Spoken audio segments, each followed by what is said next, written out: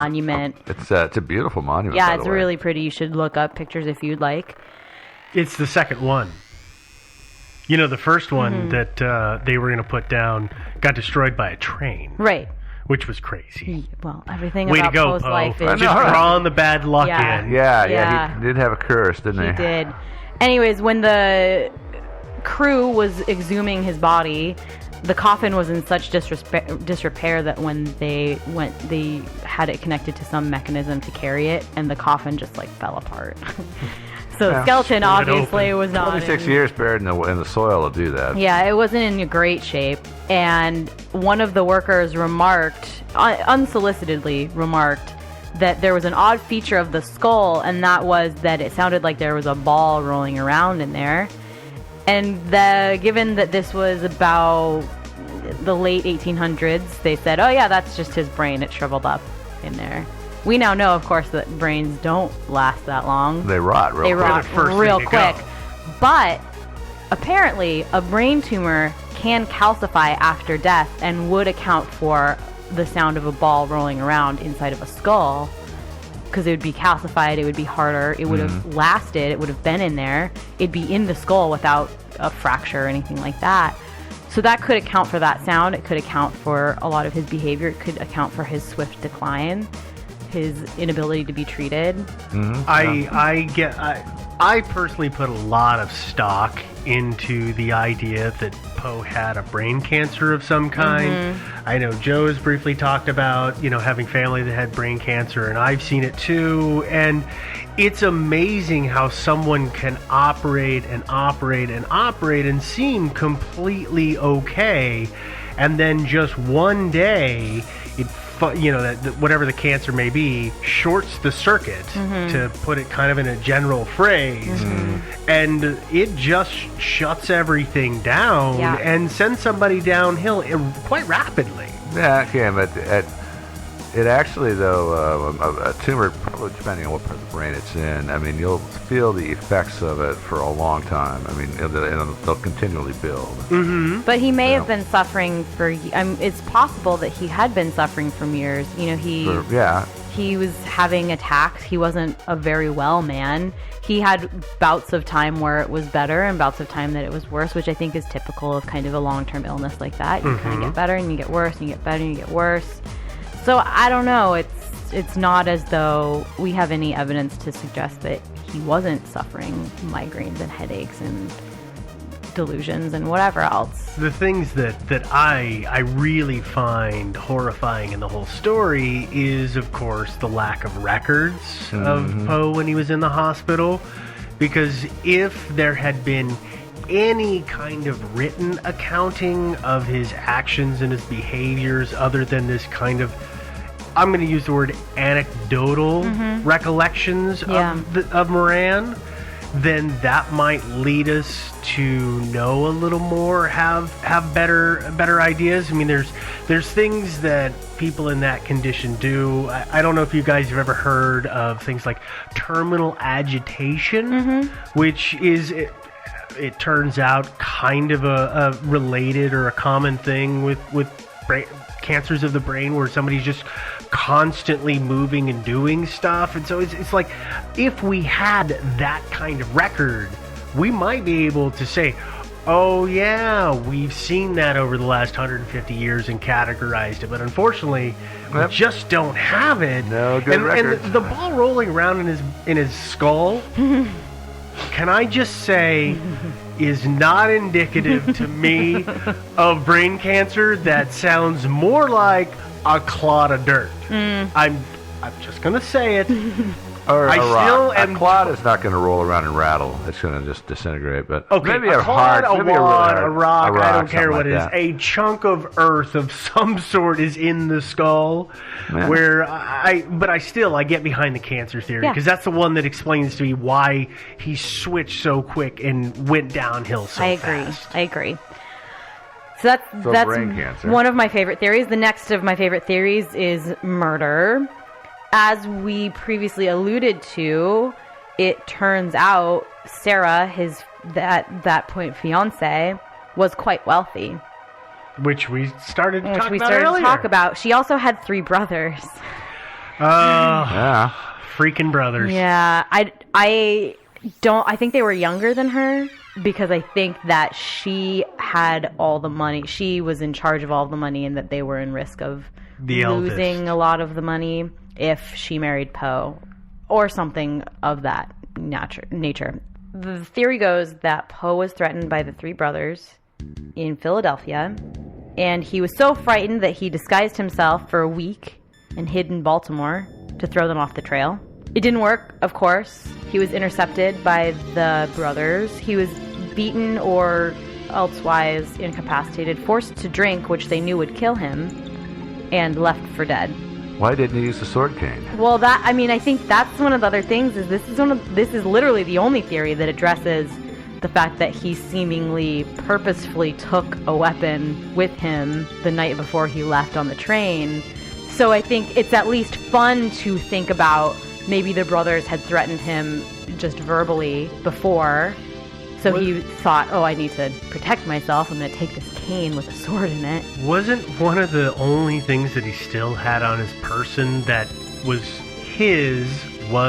the cane? That's true. He still had the cane when they found him, so he ditched his fancy clothes, was wearing the palm hat, I think they called it, and raggedy coat. Yeah, like a straw hat and raggy coat. Yep, but he still had the sword cane. Yeah. Mm-hmm. Yeah. But why didn't he buy a gun? He was broke. Yeah, he was super broke. I don't know. I think that's a fun theory. I don't know if it's the one that I necessarily believe the most, but I definitely think it's fun. Mm-hmm. It's also possible that he was kept incommunicado in the hospital.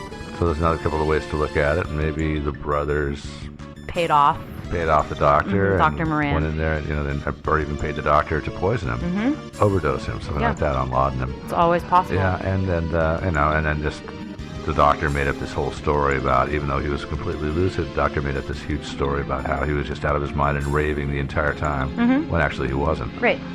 It's possible. It's always possible. I also wonder if, let's just not say necessarily that it was the brothers that beat the holy crap out of him, but he got clubbed by somebody or something. He could have been mugged. Yeah. I'm not going to infer what caused the beating, but if it is possible to get whacked in the head hard enough to cause bleeding that doesn't leave a giant crater in the skull, and you can get a cerebral hemorrhage from it. And it may have been that that Moran just didn't do a very thorough exam, or maybe it had been a day or two, and so the swelling on the outside of his skull had gone down, so he just didn't know.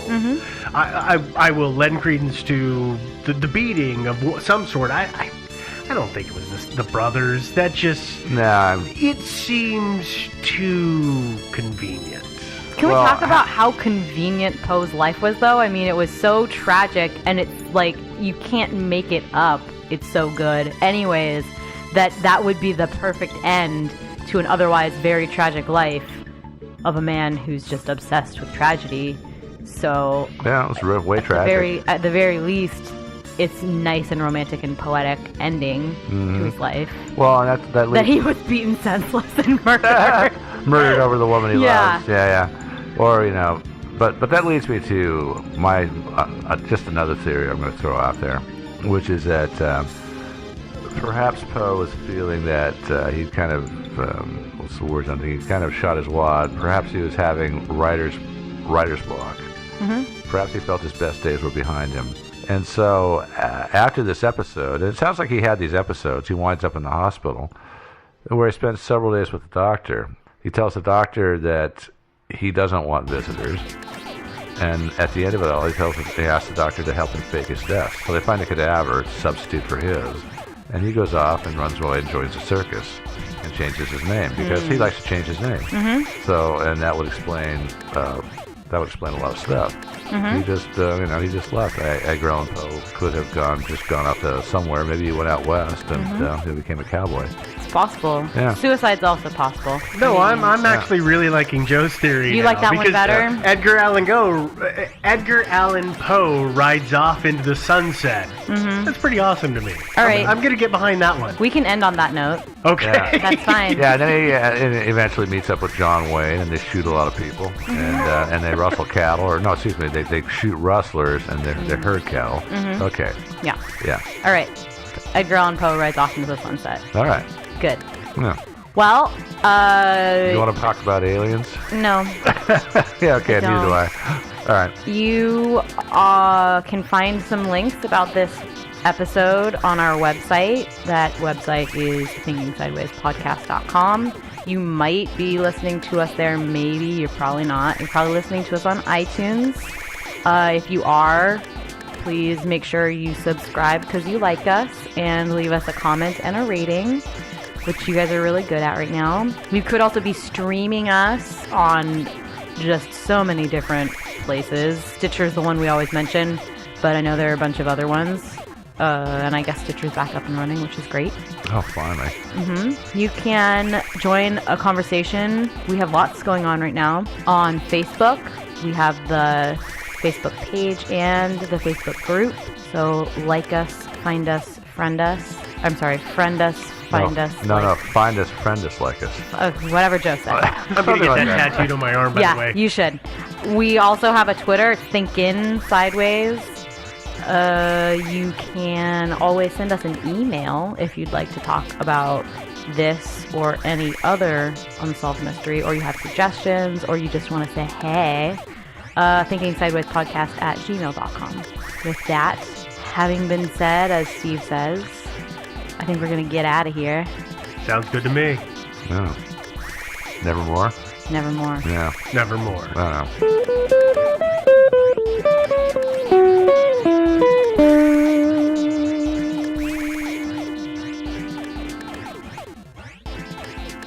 Thinking Sideways is not brought to you by a phone box at the top of a ladder. Instead, it's supported by the generous donations of our listeners on Patreon. Visit patreon.com/thinkingsideways to learn more. And thanks. Thinking Sideways. I don't understand. Does not compute. You never know. Insufficient data to formulate a reply. What? Stories of things we simply don't know the answer to. Hey guys, welcome to another episode of Thinking Sideways, the podcast. I'm Joe, as always, joined by Devin. and Steve. who doesn't get to change his name apparently. Nope. Sorry. Nope, sorry. Just kidding, I'm actually Devin. That's Joe and that's Steve. Oh, now I'm confused. Yeah, I know. This week we're going to talk about a murder. Not just mystery, one. A series of a serial of murders, if you will. We've done Jack the Ripper. We did the Atlanta Ripper. Now we're gonna do Jack the Stripper. This is not Jack the Stripper that you throw the dollar bills at. Yeah, it's not like the not that fun kind of stripper. It's Yeah. like actually the opposite of the fun, sexy way of stripper. Yeah, there's Yeah. nothing fun or sexy about this old. I would agree. Yeah. This case is also often referred to as the Naked Murders or sometimes the Hammersmith Murders, and it was suggested originally by Emily. Thanks, Emily. Hey, thanks. Yeah. These murders took place between 1964 and 1965 in London, England. Jack the Stripper. We're just gonna call him Jack. You know, friendly terms. Yeah. Sorry. He was the alleged perpetrator of 6, maybe 8 murders in London, as we said. Kind of in the same little area. Yeah, they were in the same district. Yeah, same district area. And, his modus operandi was similar to Jack the Ripper. Well, which except he didn't, carve them open. he did not carve them open, no. Yeah. But it did help kind of lean him towards the name with Jack the Stripper. That was one of the comparisons there. It's easy to.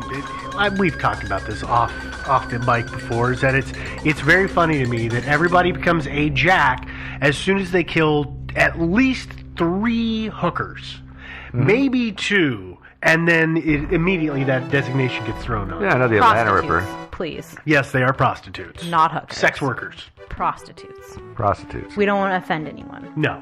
Well, Jack did murder prostitutes only. Their naked bodies were found around London or in the Thames.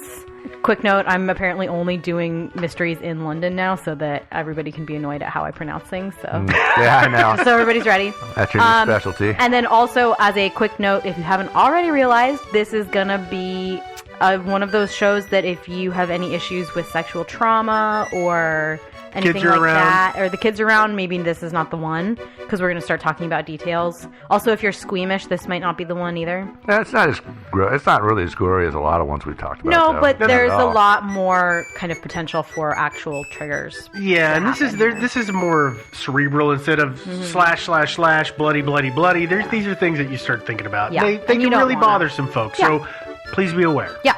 Okay, did you turn it off? No? You're still weirdo. with us? Okay. You weirdo. Okay. You guys ready? Let's start Yeah. talking about this. So, Jack killed his victims by asphyxiation, but it was kind of a unique form of asphyxiation. It was? Basically, he strangled his victims by forcing them to perform very deep throat fellatio. Ew. Yeah. His victims were found without their underwear, often until it was discovered like deep in their throats as gags. Yeah. Not all of the victims, but more than one of the victims, their underwear was found. Her underwear. Lodged deep in her throat. Very deep in their throat. And they were often missing front teeth. Just one or two, but still missing front teeth. Mm-hmm. And as with most serial killers, the episodes that we do about serial killers, we're just going to run through the victims here real quick. I'm going to do all 8 in order of discovery, even though you usually see the 6 that they call confirmed and then the 2 at the end, even though actually one of the unconfirmed ones was discovered before. Mm-hmm. So I'm going to do them in chronological order instead. Okay. Is that cool with you guys? Yeah. Yeah. Cool. All right, first victim, unconfirmed victim. Yeah. Of Jack. I'm not sure that she was actually part of the whole series. Yeah, I'm not sure either. It's hard to tell. I would agree with that. Was a woman by the name of Elizabeth Figg. She was 21 years old. She was found dead on June 17th, 1959. So a good 5 years before the actual serial murdering started. She was found near the River Thames. Her death was considered by some to bear a lot of similarities to the other victims, namely the location and the fact that she was strangled to death. And who gets strangled, right? Yeah, really. Yeah, really. That never happens, No, ever. no. Yeah, never.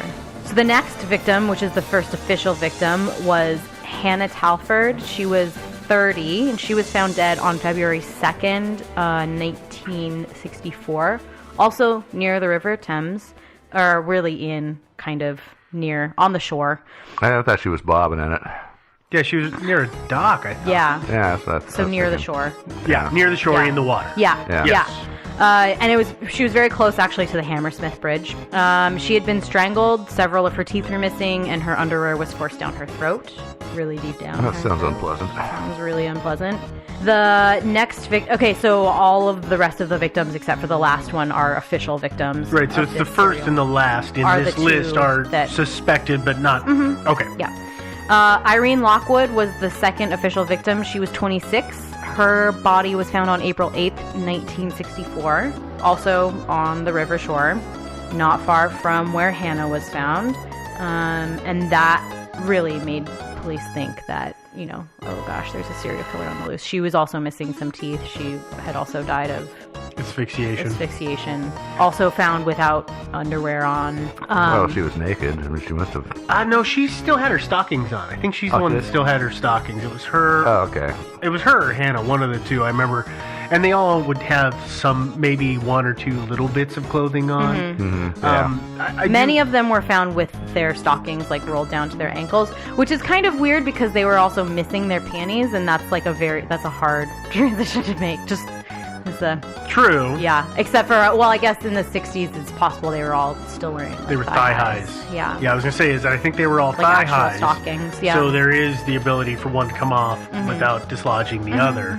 Now I want to ask you real quick, and I know that this will be important later on in the story. Is She was, so we were just talking about Irene, and she was found on the 8th, but we don't know exactly when she disappeared, correct? Yeah, many and that's of the these, same with all of these. Yeah, unless there's one victim that we know when she disappeared, or we think we know when she disappeared. Again, like there's actually not a way to 100% confirm that this is when she disappeared, but with all the other victims, it's hard. You don't really know when they were reported missing because they weren't really reported missing because they were prostitutes, and that was